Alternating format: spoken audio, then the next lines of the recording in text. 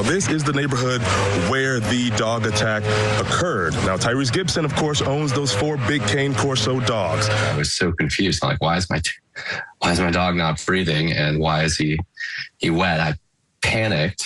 He had broken ribs and that he had taken a huge amount of crushing force. Actor Tyrese Gibson is taking full responsibility for a fatal dog attack as we're learning more about this case and his dogs. The Fast and the Furious actor is finding himself as a trending topic this morning. Here's why. I've been in here for 4 hours. My ribs are showing. I don't know about y'all, but I'm out. I wouldn't recommend that. What? Well, thanks to your botched Berlin job, you all made Interpol's top 10 most wanted list. Top 10? Mm-hmm. That's all right. Well, not you, Roman. Tyrese Gibson, known for his recurring role as Roman in the Fast and the Furious movie franchise, is a wanted man this morning in Georgia for cruelty to animals. That's right, a warrant was issued by police for what they call an ongoing issue with the actor whose 4 Cane Corso dogs were causing safety concerns, police say, near his Atlanta mansion. Now, this was some footage released to TMZ by the Fulton County Police Department showing Gibson's dogs roaming free in his neighborhood.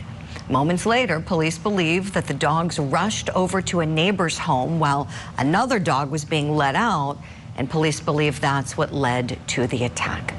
Now, Gibson's attorney issued a statement after the incident, sending condolences to the family for their loss and reassuring that Gibson will take full responsibility for his dogs. In another statement to the Associated Press, the attorney representing Tyrese Gibson said that he is fully cooperating with authorities to address and resolve the matter responsibly. So this morning, we're asking, why hasn't Tyrese turned himself in to clear that warrant and clear this mess up? This is awful. Let's bring in our power panel. With me, high-profile attorney John Phillips, entertainment commentator Holland Reed, and retired police lieutenant and canine expert Mike Gould. Good morning to you all. Oh my, Lieutenant, let's start with you. You're the owner of Houndstown USA Dogs. Dogs are your life. You were the commander of the Nassau County Police Canine Unit. Nobody loves dogs more than you. Your thoughts on this tragedy? Right. So thank you for having me, Julie. So this isn't upsetting to me. This is infuriating to me because this is not a case of criminal intent. This is a case of ignorance, whether it's a celebrity or my neighbor next door. If they don't, it's never, when I testify in court regularly on very, very similar cases, sometimes involving children, adults, my opening statement always is, it's never the dog. It's always the dog owner. This was mismanagement. It has nothing to do with training.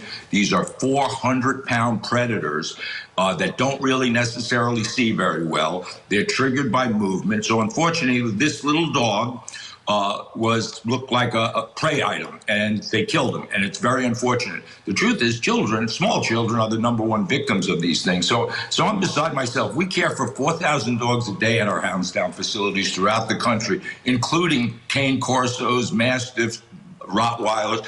3 things. In real estate, it's location, location, location. With dogs, it's socialization, socialization, socialization. This should have never happened.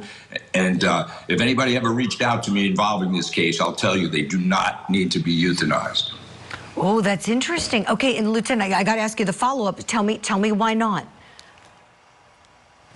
Because we know that they're not inherently vicious, or they wouldn't have lived as long as they have, 1 or 2 years. When they got out of their enclosure, their yard, they're free roaming a pack of animals, working with their natural pack instincts. So, Julie, dogs don't make moral decisions. They're incapable of that. So they don't know the little dog from a rabbit.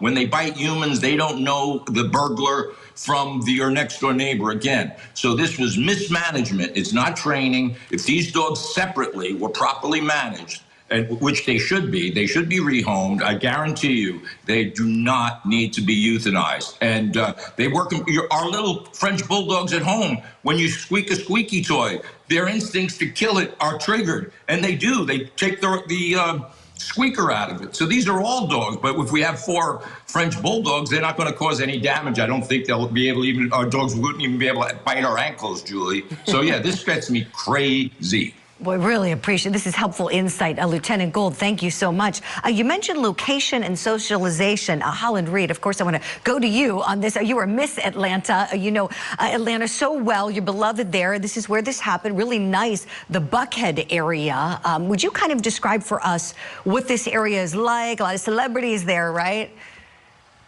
Absolutely, Julie. And good morning. And you are a dog lover, as am I. I have to give a shout out to Woodford and Hugo, my babies. They're with their mom right now. But my dog Woodford was an anti-leash dog, and we got in a lot of trouble with that. When you live in a really nice neighborhood in Atlanta, first of all, Atlanta and Georgia alone, they do not play with these dog laws, the leash laws. You have to have your dog on a leash. This is a owner's worst nightmare on both sides of the coin. And Cane Corsos are not to be played with. I have several friends that have them, and I'm not saying that I'm terrified of them, but you don't know, as with the previous guest just said, it's not about, they don't know the differentiation between a rabbit or a small animal. They're going to go into attack mode or defense mode, whatever they're feeling. They do not have that moral compass.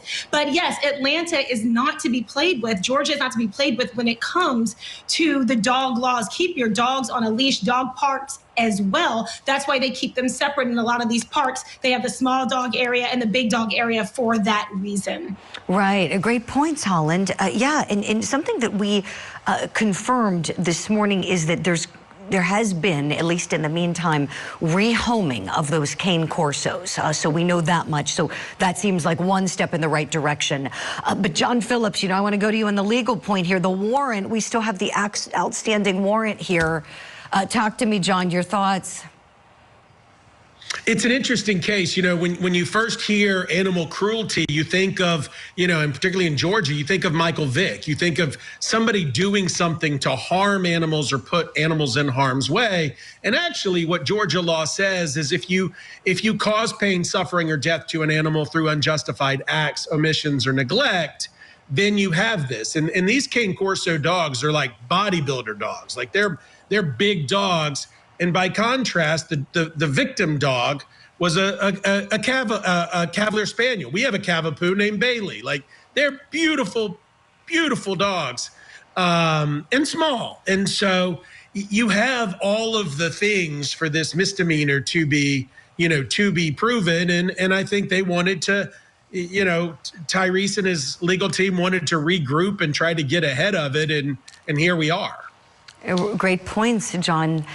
So we saw a little picture of the dog that was killed. His name was Henry. Court TV was able to speak to Henry's owner. He describes for us his frustrations with Tyrese Gibson, with the safety issues that were created by these dogs running loose. Let's take a listen. They're dangerous animals, and Mr. Gibson was very aware of that. And the fact they were out like 5 times before, sometimes during the day, you know, shoot, they could have gotten into somebody just walking their dog on the street. Yeah, it's inexcusable. It's a different ballpark, right? Like, this is somebody who just knowingly did not care and was also aware of what they're capable of. I mean, it's just those two things that come together that makes this so, in my opinion, heinous. Oh my, this is just so sad. That little dog, Henry, that was killed was a Cavalier King Charles Spaniel. Oh my gosh, is he precious. He looks like a stuffed animal. He's so cute. This is heartbreaking, you know, and our next question to the power panel is, how in the world does Tyrese Gibson make up for this? He promised to try to take full responsibility for everything. He's fully cooperating, but the dog can't be brought back. John Phillips, let me start with you this time. Legally, how do you fix things? You got criminal, civil, the court of public opinion. The criminal is a misdemeanor, and they're going to watch and see what happens between him and the victim. The civil, in most cases, a dog's value is actually its retail value. You know, it's not the pain, it's not the suffering, it's not a family member. And you have a victim here that's truly upset. And so there needs to be some, you know, collaboration and apology that's meaningful.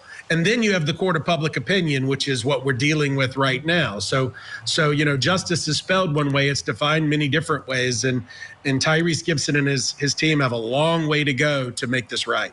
Yeah, they really do. Holland, I would love to ask you about that. The sentiment coming from people in Atlanta, in the communities, in the Buckhead community in particular. What are you hearing in terms of people responding to this incident? I just in a few private conversations, again, it is the worst fear of an owner. But I also want to kind of touch on one tiny thing. Having these big, very massive, very muscular dogs, as was stated, is a status symbol. And having those Cane Corsos and these extremely strong dogs, very, very aggressive dogs, so to speak, is a status symbol. But also having those little babies, those little stuffed, like the Cavapoos, my mother has one, is also a status symbol. But you got to be very clear and aware that these two breeds, these two status symbols are completely different beasts. So I think the conversation is leash your dog, keep your dog on a leash. Do not approach these dogs if you do not have permission by the owners. And also, as far as them roaming around in your neighborhood, your yard, having those systems in place that keeps everyone's status symbol protected. Yeah, great points, Holland. Thank you. Lieutenant Gould, I want to end the segment with you. Would you take us home here? Your thoughts on how Tyrese Gibson fixes this damage? Takes responsibility, gets educated, and frankly, just push back a little bit. I've never discriminated against a dog in the 50 years or 45 years I've been involved with dogs, including police canines. It's analogous to discrimination of humans. The dog brain is the dog brain, whether it's in the head of a Cavapoo or a pit bull. They are identical. The problem is their size and genetic predisposition, and when they're put in a pack, they hunt. That's what they do. We specialize in putting dogs in proper packs. Based on age, size, and temperament. We have, as I said, 30% of the dogs that come to Houndstown are all types of mutated dogs, whether they're German Shepherds.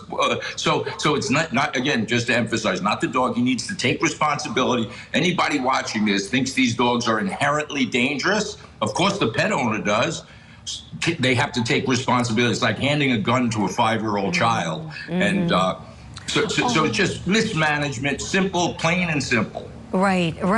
And I was thinking, Lieutenant, because I'm looking at John Phillips' screen there. John, would you hold up again? Is that your little fur baby? That's our little Bailey. That's our Cavapoo dressed as a Jacksonville Jaguars fan. So please don't say that's cruelty to animals. Making our poor dog a Jaguars fan. Oh my gosh, he's so cute. Oh, what a little sweetheart. Yeah, I could talk with all of you about dogs all day. I was saying to my team, this is so heartbreaking because you feel for this dog owner who lost his little baby. That little Henry was just the cutest thing in the world. And like you said, Lieutenant, this is a really enlightening conversation that it's the people that need trained. Isn't that the moral of the story? The people need to be trained on the way to care for their dogs and manage their dogs. We can't fault the dogs for being bad. They need to be properly guided.